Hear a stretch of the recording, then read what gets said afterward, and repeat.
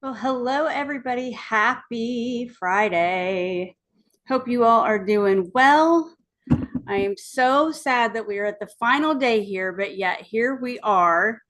And I hope that you guys have had just an incredible week and that you are excited to go and take what you have learned out into the world, out into your businesses, out into the relationships that you have with your folks, and have just allowed them to be able to learn from you and see everything that you've learned. And Mike and your team, you guys have been great this week. Thank you guys so much.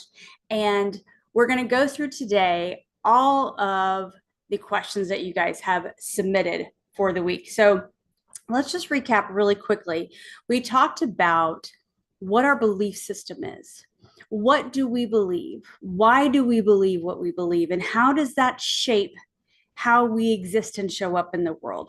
We talked about how our belief system has been shaped by different things all the way back from childhood, perhaps, how we were raised to believe about things, experiences that we've had, which we attach a belief system to. And then we talked about when we're thinking about things, these negative thoughts that come into mind, and how those are coming from a deeply rooted place in our mind that show up as saboteurs to try to make our decision making process work against us, right? We talked about the high positive intelligence and the low positive intelligence as it pertains to what our brain's positive intelligence score is. It's just how well your mind is serving or sabotaging you. And we talked about knowing our enemy, our minds, and understanding how our minds work. And we introduced these wonderful powers that we have equipped ourselves with when we came out of the womb, these five sages: the explorer, the innovator, the navigator, the activator, the whatever. There's one more and I forget it right off the top of my head. And we talked about the empathizer, and we talked about how we use those sage powers when we have our thoughts, right? And so then yesterday we went all the way through the cycle of a thought comes in, a thought comes into our mind. And as that thought is coming into our mind, we begin to fully show up and fully decide what we're going to do with our life. And how we do that is by recognizing who these saboteurs are and wondering and knowing who is present, which saboteur is present, and identifying. And we're going to talk about this because this is quite a lot of questions came over this. Knowing which sage we need to activate to help us to remedy a situation or to overcome that thought. And then how do we keep those processes of how we think and how we choose and how we align our actions, keeping our emotions in check, to align with our goals, to align with our purpose, to align with our why, to align with all of the things that give us purpose and meaning in our life, right? And you heard me say this on Monday, that for those of you who are business owners and you're looking for strategies and you're looking for that magic pill, I told you very first and foremost on Monday, there is no magic pill. It is about changing our mind and now training our mind to work for us and to not work against us. And that our mind in and of itself is the strategy. Because I believe, friend, you have everything inside of you right now, today, to become all that you require to be, to learn all the things that you need to learn, to grow in the ways that you need to best show up for your business or your family or your friends or for the relationships that are most important to you, and mostly to be accountable and responsible to yourself for the life that you are living, because you are the only one living it. And that is where I believe all of us can be and should be doing what I've coined ball out, building and living a life we love. So many of us build our lives, all of our lives over time, but we never stop and actually live it. And so then we realize we don't really love our life. And that's what I've been longing for you guys to truly understand and get in your mind, because it does not matter how many courses you buy. It does not matter how many coaches you have. It does not matter how great your business is, how much revenue you have coming in, how great your employees are, how fabulous the people around you are. If you are not aligned with what you need in your life, and if you are living this internal battle of which none know about, it's impossible for you to show up to truly live the life that you're trying to build and love that life that you have built. So that is what we've really been talking about this week. And several of you have already reached out to say, okay, I need to take this offline and do some more work. And I really appreciate you all for trusting me to have those conversations. And I don't take that lightly. And I had somebody mention to me last night, why didn't you offer a bigger thing to sell yesterday after the class? Because for me, and this is something you see a lot on Masterclasses online, right? They do a few days of teaching and then they come in with this big sell. And I'm not against that. I'm not against it. It's a business model. But what is so ingrained in me this week has been to give to you the value you need to see the value that you are, to see the value that you hold in the world around you, because the people in your sphere of influence are waiting and banking on you to show up in a way that will only resonate with them in the way that you can do. And it will only change the trajectory of their life by hearing the words in the way that only you can say it. And you have that power to do that. Remember, I told you about how I had to borrow beliefs from my family until I could believe those in myself. And so if you need to borrow the fact that I believe in you until you can believe in yourself, please feel free to do that.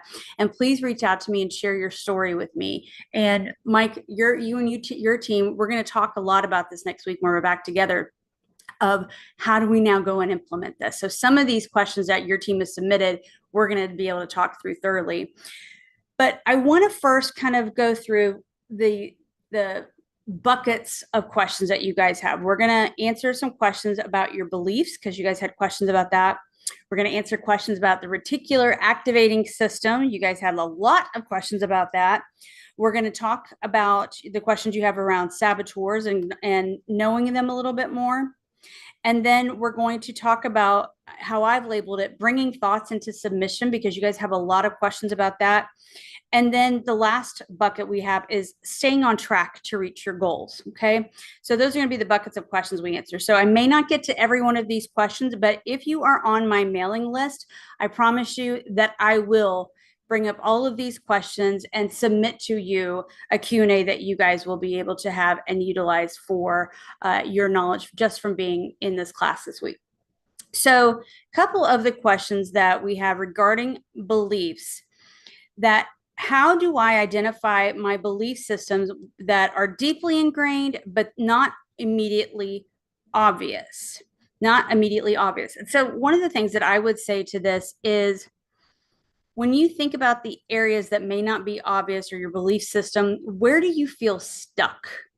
Where do you feel like you just don't really have an idea one way or the other? You could take it or leave it. How do you handle journaling your thoughts sometimes? A lot of times when you don't have a clear path, a lot of times writing it out and writing out whatever the thoughts are, even if they don't make sense, can begin to bring to surface something that may be deeply rooted, that is difficult for you to talk about, or maybe something that comes up to the surface that you just didn't know how to articulate in such a way. So that would be one of the best places that I would start for you.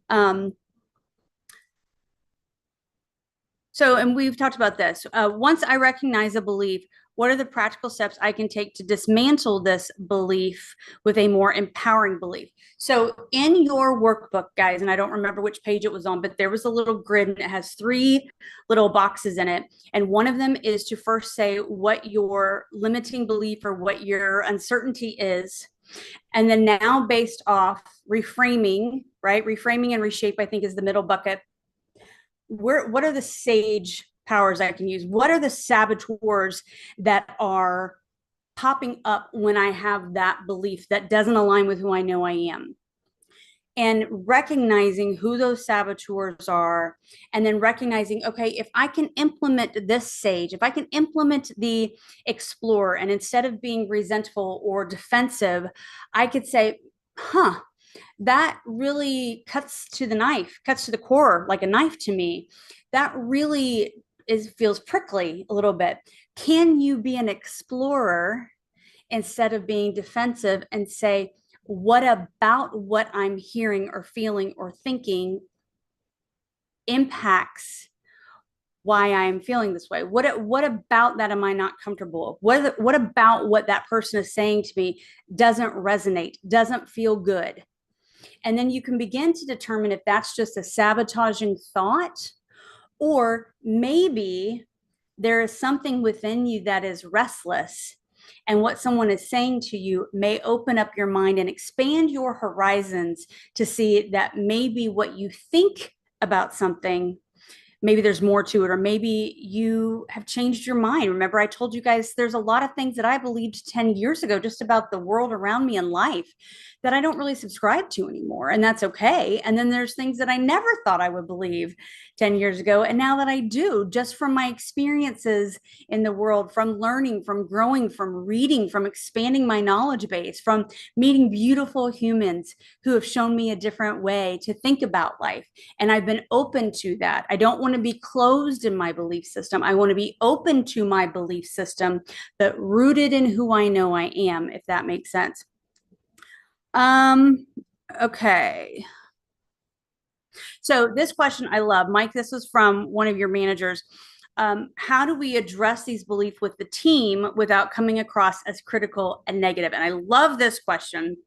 So when you guys are going back and taking this, let's say some of you guys are taking this back to your sales teams, or taking this back to your customer service teams, or what have you, and you're talking through maybe goals that you have, maybe you're going to assess Q3 versus Q4 and where you need to go, how you need to end up the year, maybe setting budgets for next year. And there's a little bit of tension there, and maybe various, let's just say, very charged beliefs that are differing are going to pop up from your teams.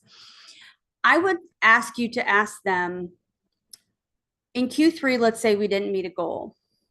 What were some of the things that kept us from meeting the goal? What were some of the challenges you had as a leader that kept your team from operating at peak performance to be able to meet the goal? What do you believe is holding your team back? What does your team need to do differently in Q4, right? So instead of just saying the result is we didn't hit the mark and we have to do better in Q4, which we all know is what we're saying, but how to bring people to be engaged in that conversation and to welcome that discussion in a way that is not judging, that is not criticizing, but allows for a safe environment, which you as the leader are responsible and accountable to do, allows you as that leader to create that environment for the vulnerable conversations to come up from your team, not you trying to tell them they didn't do a good job and so they feel defeated, right? You want them to open up from a place of expansion, a place of, I want to learn more. So here's where my thought process was. What could I have done differently? What do you see that I don't see? Where are the blinders that I don't see about somebody on my team? And that's what you guys want to be able to eventually get to, a place of where your team is coming and asking you, here's what I think about this situation. Here's what I'm recognizing from a saboteur's perspective. And I've tried this sage. What other suggestions do you have? Because the outcome isn't changing. So hopefully that helps. And we'll get really nitty gritty with that, guys, next week. So let's move on to the reticular activating system. That's a mouthful. So the question is, and I did write one of these answers out for you guys just so I can make sure I truly give you a better definition than what I gave you yesterday. Can you explain how the reticular activating system actually filters the information and how I can then use it to my advantage for our high pressure business environment? So this is from a buddy of mine who is in the hedge fund business. So the reticular activating system is a filter for your brain. And it's going through this filter and it's prioritizing information on what you need to be focused on. And so in this high pressure environment, you're going to have to train your reticular activating, right? Even though it's already there subconsciously, you got to train it for what you want it to look for. You need to train it for how you want it to filter information. So you can set the clear intentions of what you're looking for. You can remember we talked about visualizing the outcome, visualizing where you want to be, visualizing versus dreaming, right? And when you are telling your mind what you want to stay focused on, what you want to stay committed to, what you want to believe to be true, it will begin to filter that information to help you along the way with that. And we'll kind of get into more of that. But the biggest thing is that I would say to you is this information comes rapid fire, right? We all have that. And sometimes you have to make knee-jerk instinctive responses and decisions. But when you don't have to do that, the ability to be able to train your mind how you want it to think, what you want it to think on, will be the things that when that high pressure cooker moment comes, it will already be trained and have muscle memory to bring to the surface that which you need to make the best decision that still aligns with who you are and how you want to show up in the world. Is the best way I would answer that. What techniques can I use to reprogram? I think I just kind of answered those, but one of the things I might say is if you are a visualizer, some of you write down your goals quarterly or annually, semi-annually. I would write down my goals every single day. And I would be saying those goals out loud, because that also is going to be telling your brain, and your brain's hearing what your goals are, and it's going to be looking for ways to validate what you are telling it to be true. So that would be one of the things I would do. Maybe another thing would be engaging in brainstorming sessions of things that maybe you decided years ago in situations or months ago. And now that you have more of this information on how to better do that, go back through the same exercise and say, okay, here's what I thought. Here's how I went through that decision-making process. And now that I have this wealth of information, how would I go back and handle that? And I wonder what that outcome change would have been. That might be a really good exercise for you to do. And I do that a lot as I get more information. I go back and rethink things and think, man, that would have been a much easier conversation for me to have with somebody had I had this weapon in my arsenal, not to do harm, but for us to really come together and as a team work towards a solution rather than trying to prove each other right or wrong, if that makes sense. So let's talk through the saboteurs. So one of the questions is, how do I know if it's a sabotaging thought versus one that I really need to think of that has a rational concern behind it? How I would answer that is this. When those thoughts come to mind, what did I tell you yesterday? Is that thought serving me or is that thought sabotaging me? Meaning, if the thought is sabotaging you, it's probably going to be rooted in guilt or shame, or you're not good enough, or you can't accomplish anything, right? It's going to be rooted in that judging voice, if you will, rather than the rational concerns are going to be maybe more objective. Maybe they're going to be more solution oriented.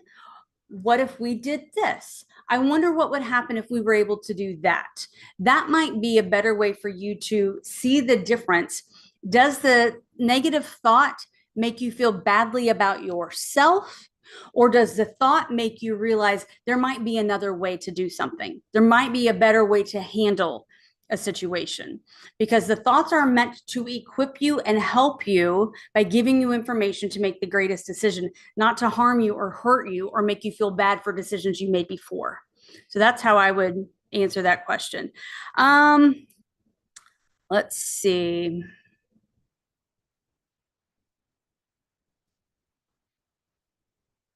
So, okay, what strategies can I implement to silence or manage my most persistent saboteurs, especially in stressful situations?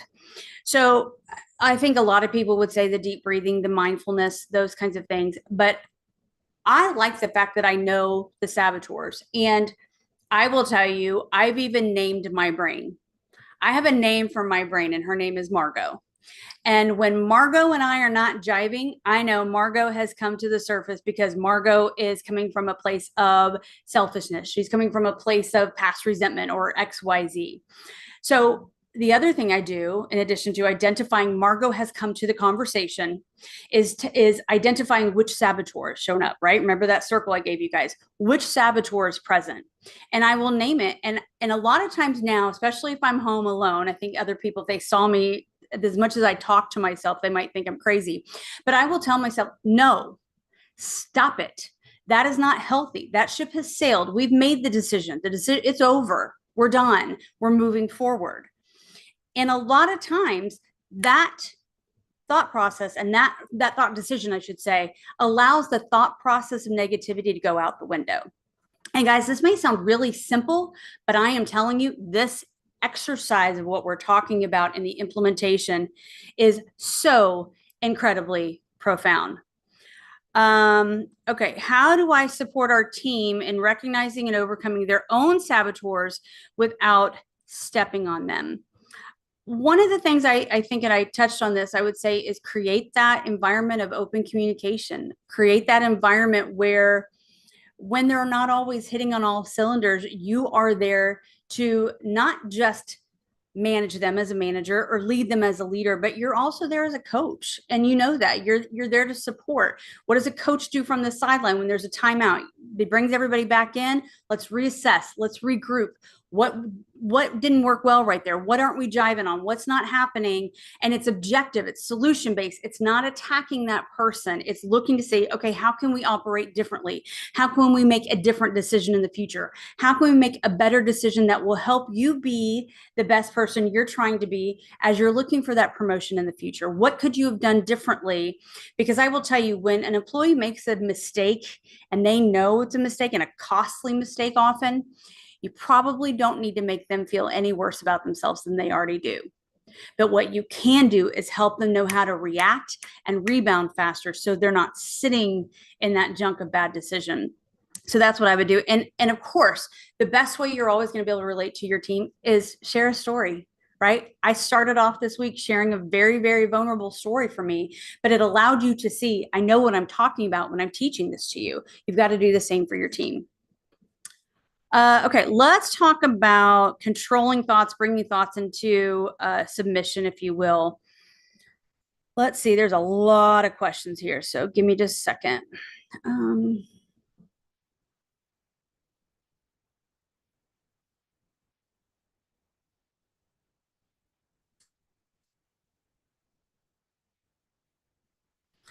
Okay, so a couple of these we've already kind of answered, but how do I balance the need to suppress my negative thoughts with the importance of addressing legitimate concerns or risks?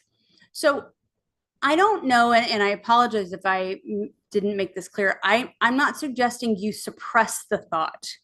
What I am suggesting is that you allow that thought to be there, but you reframe the thought. You don't just stew in however that subconscious thought just came in. And so I would say reframe the thought. I would acknowledge the thought that it's there. Again, assess where is it coming from? Who are the saboteurs that are there? You, depending upon how much you need to go down the rabbit hole, what has made that thought come into place? A different way to say, where is it coming from? And then I would also say, how can I think about this differently? The reframing piece. And I would look at, rather than saying, oh no, here's the negative thought again, I'm not doing well. It's going to take time to train your mind, right? So don't beat yourself up and don't give up on it. But when that thought comes in and you go down the little negative rabbit hole and say, okay, how can I think about this differently? How can I think about this differently and more positively in a shorter amount of time next time? Maybe you write that down. Maybe you have a journaling session on what makes this topic still continue to come up and make you think about it in a negative way. And how can I reframe and reframe and reframe? Because again, something deeply rooted may be coming up that subconsciously won't allow you to think about it in a positive way where you can focus on the solutions, you can focus on what's needed to happen rather than how you feel about it, is how I would say that. Um,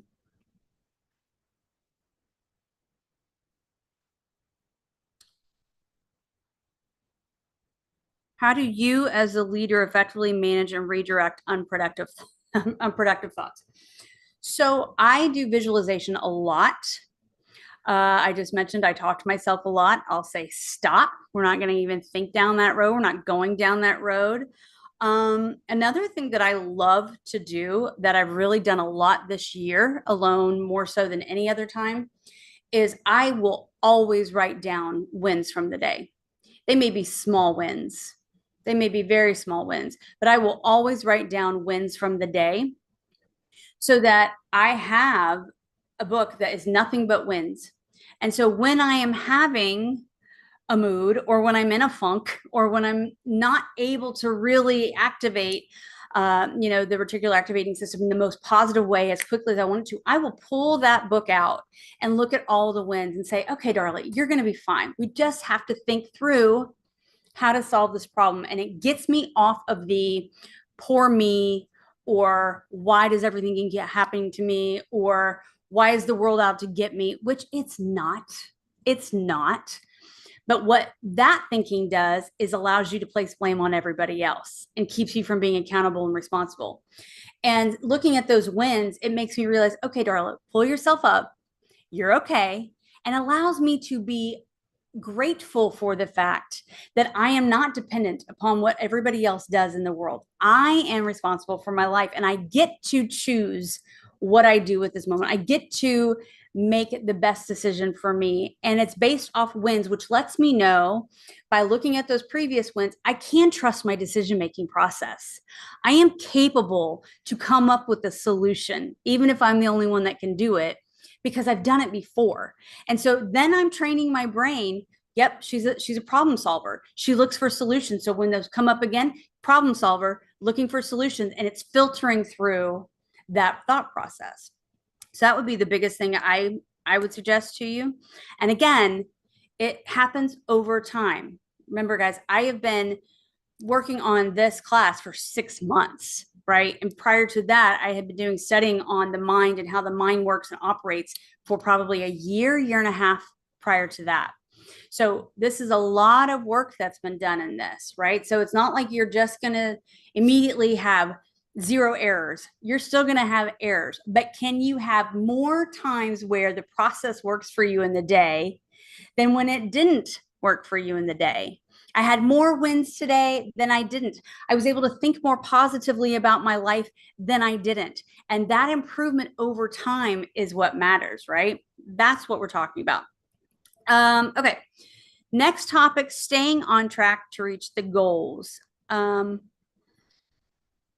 Let's see.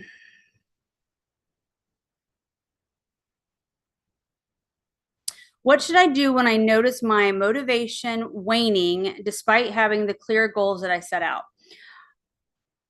I would say be mindful about your goals and can they be fluid?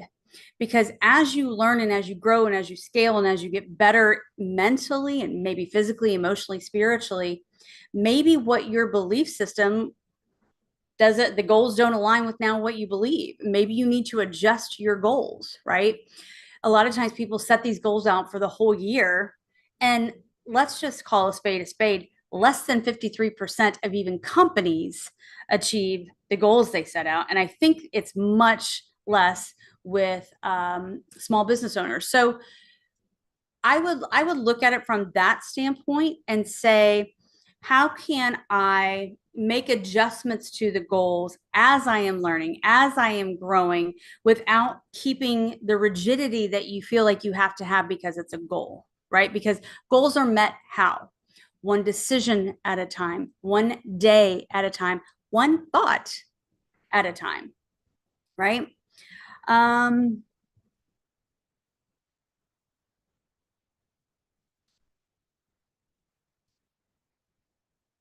we just kind of answered that. The question was, how do I ensure that my goals are aligned with my values? So we just kind of talked through that.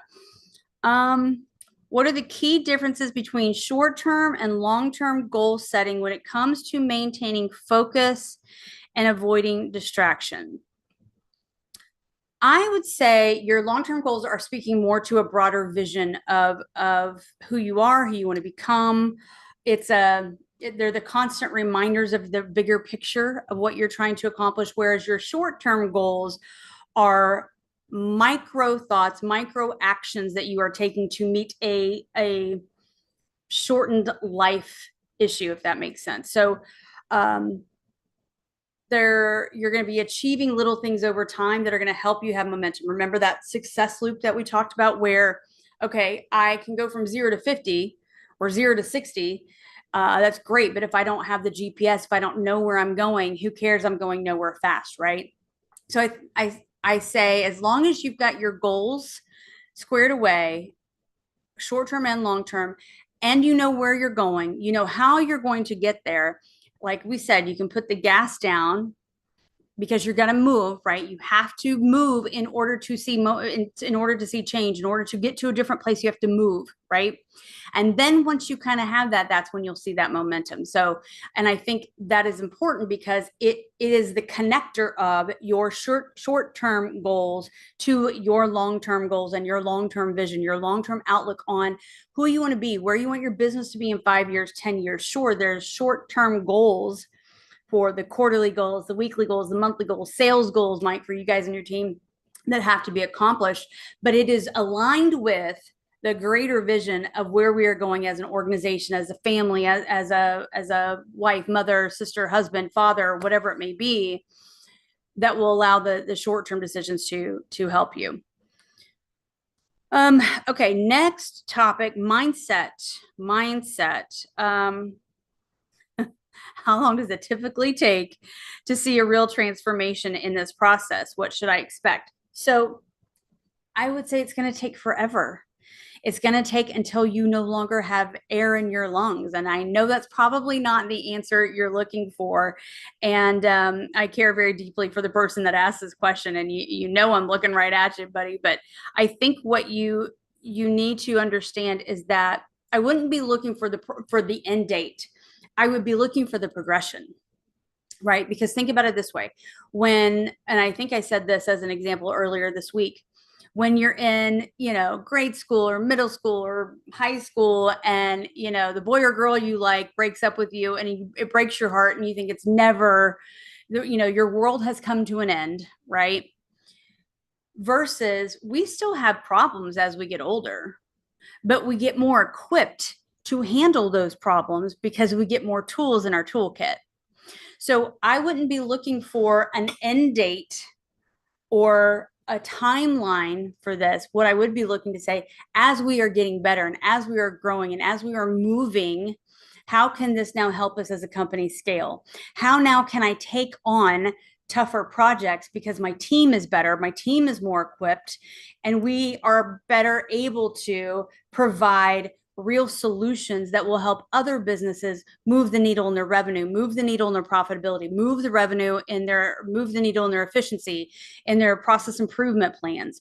So the more you're able to progress as a leader, as you and your team, as you are every single day implementing this strategy, which is your mind to stay as conscious as possible and not operate so fully in a subconscious state or on autopilot, the more you're going to see that progression, and then the bigger those progressions are going to be. So instead of just saying, okay, I've just moved it a little bit, you're going to start to see catapultic. I don't know if that's a word. You're going to see the changes catapult, the results catapult for you and for your team. So I hope that answers your questions.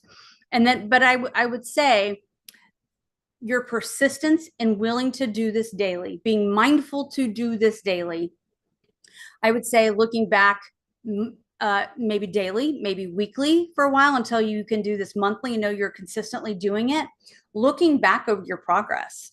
One of the things I do with a couple of my clients who really are in an industry where it can be an up or down day, it's the finance industry, is we have, and this is going to sound really, really cheesy, guys, but we created a document for them that has the emojis of the different facial expressions.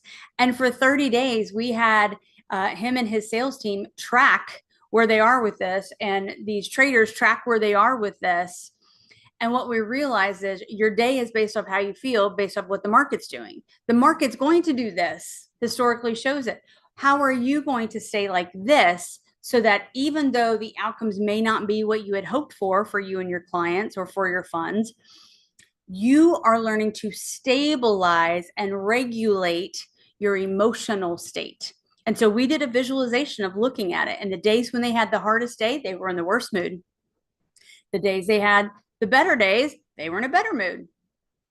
So don't overcomplicate this, I guess would be what my advice would you to you guys would be. Don't overcomplicate it.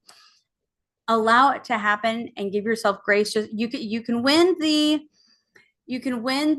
I don't know, the Super Bowl and lose 2 of the 16 games, right?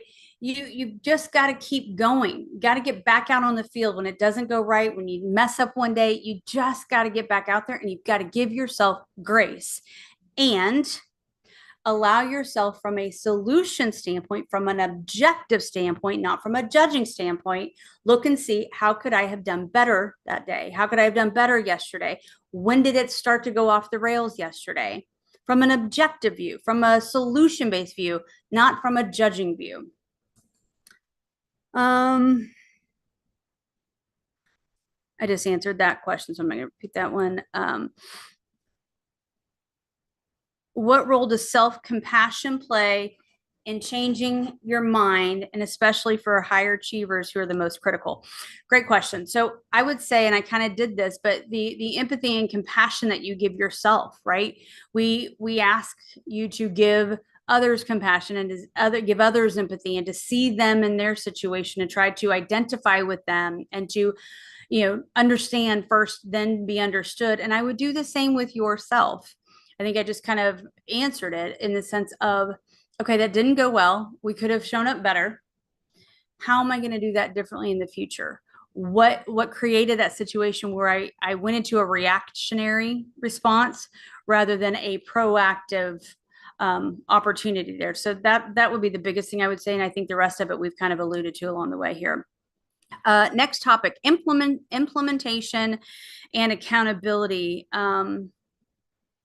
What are some effective methods I can use to hold myself accountable as I'm starting to implement the strategies I've learned? So I would say, I mean, and maybe you're working with a coach, maybe you're not, and we can talk about that offline, but I would say find an accountability partner or put in your calendar a time, maybe an alarm on your phone to just check in, status check. Where am I at? Where am I at with mind status check or something like that that you could use to just check in maybe throughout the day as you're starting this to see how you're doing. I would be really strongly suggesting the journaling. Maybe you journal in the morning, then maybe you journal again at night. How did I start off my day versus what was my mind like when I ended my day?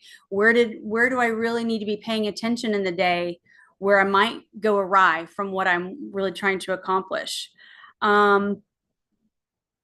Maybe if you are not the most organized person, this might be really difficult for you starting off, but maybe create more of a schedule and routine so that you're able to identify how does my mind go from any given day when I'm doing basically the same types of things at relatively the same times.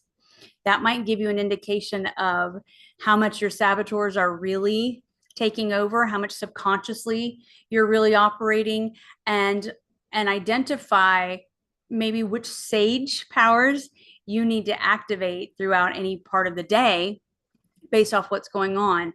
But maybe keeping a consistent routine will help you identify, man, when do I get kind of frustrated? Is it after lunch? Or did I skip lunch and I'm just hangry? Did I not sleep the night before? Checking some of those things will really, I think, help you identify and start to get some discipline with this exercise. How do I implement this with my family and not just in business? I I strongly suggest you share what you've learned with a family member. If you've got a spouse or partner, talk to them about what you've learned.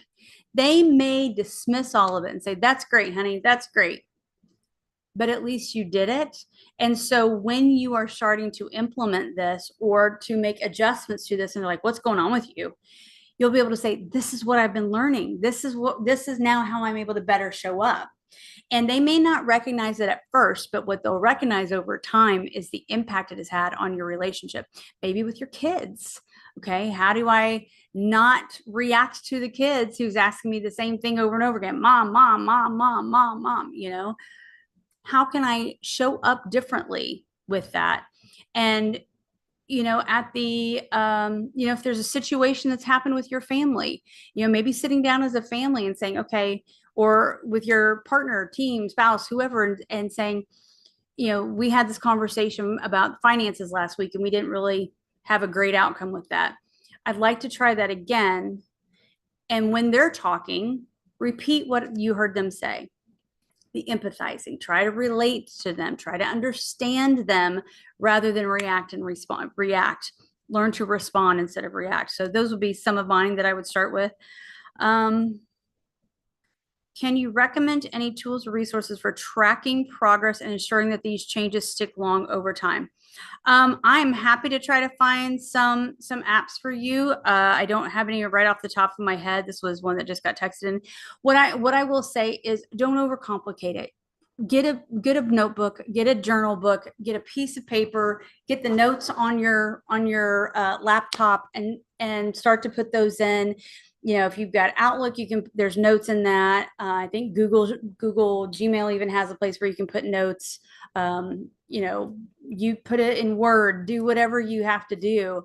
Don't overcomplicate a tracking piece, right? What I would say is keep something close to you that you can grab to write in or to type in as often as you can. And you probably always have your phone with you. Let's call a spade and be honest with that. And I think that will help you really just grab it, put it in there and put it away and make that notification. But I will email you and try to get you some apps that I think. There's some great books that I think would be great for you guys. And I will send this out later as well for that. And you don't have to read a whole book all the time. Commit to reading 5 or 10 pages a day, or maybe you read 20 pages a week of something to just learn and grow. Your brain is eager to learn. It wants to learn. We barely use any of our mind, right? There's this huge thing up here that is your strategy that is begging for you to teach it. But I think Atomic Habits is great. 7 Habits of Highly Effective People is a good one. Let me go to my book list here and I'll see if I can get you guys some other ones here. I think the 5-Second Rule from Mel Robbins is a fantastic book. If you haven't read it, you need to read it. There are a lot of people who ask me about, what do you do this, millionaire morning and all this kind of stuff.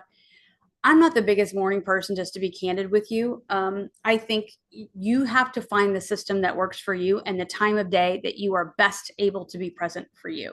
A lot of times people love to work out. My husband loves working out in the morning, and God bless him.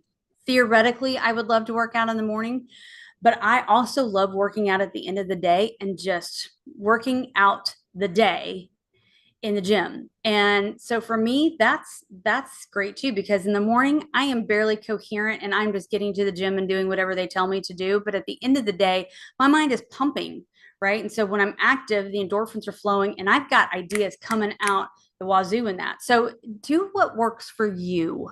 Just because you've seen everybody do it, you can take the ideas of concepts of what they're doing, but when they're doing it, let it work for you. Don't complicate it. Don't complicate it. Okay, let's see.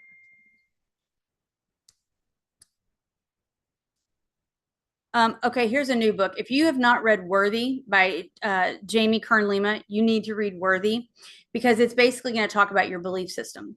And you, no matter what changes, if nothing we've learned this week gets implemented into your life, you are still just as worthy as you were from the day you came out of the womb to have and be and get all that you are worthy of having and being. But you're worthy just as you are.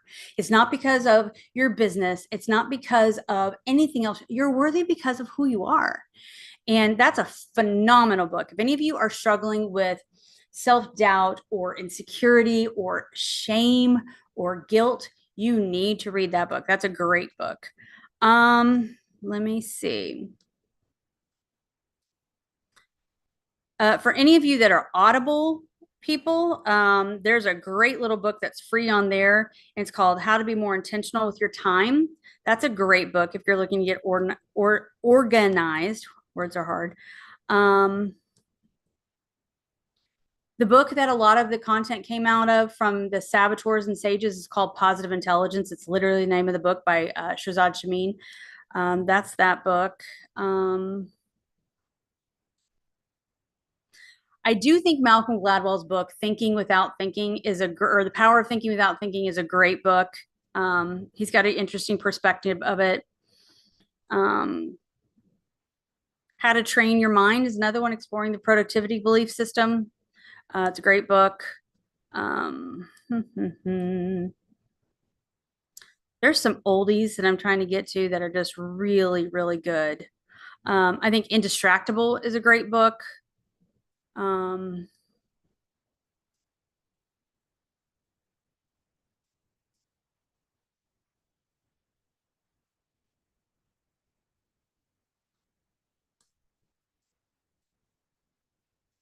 Let me see. I'll put this list together for you guys of some books for you. I think regardless of what you believe religiously, I think The Four Agreements is a phenomenal book to help you understand how to understand other people. I think that is a phenomenal book.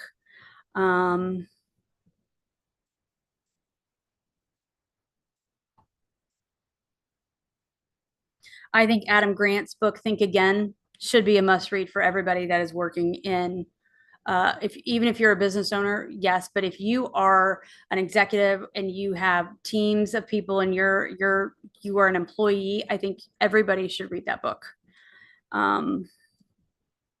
That's that's a winner right there.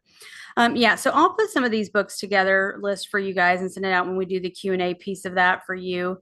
Trying to see if there was any other one that came through on the text here. Give me just a second.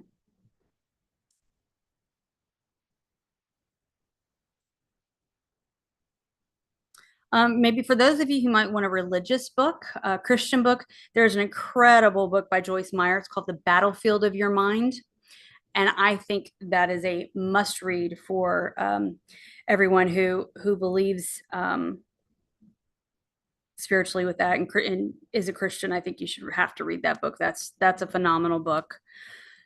Yeah, I'll keep going through this list for you guys and see. If you're looking to struggle with what you believe and what you want, I think Dream Big by Bob Goff is a phenomenal book. That's a great book. He's awesome. And if you get that book, there's actually his cell phone number is in the back of that book, and you actually get to text him and send him your goals and your dreams, and he actually kind of responds to you. It's really, really cool. So I think that the biggest thing for you guys to understand is as you're starting out on this journey of this activity of training your mind, just remember you're in training. You're not going to go out today and train one day and go run a marathon tomorrow. It takes months and months and months and months and months to get ready for a marathon. And that's if you're in good shape, right? So it takes people years to train for the Olympics. So give yourself grace that this is going to take time. It's going to take time until the day you die to consistently learn how to improve and grow and be better in this. But I think if you will do this, it's going to really help you to be able to get these obstacles out of your way so that you can get on your way to building and living the life that you love. So for those of you who I'm not yet connected to, you'll mainly see me on LinkedIn. So go find me there, Darla Bonk Consulting.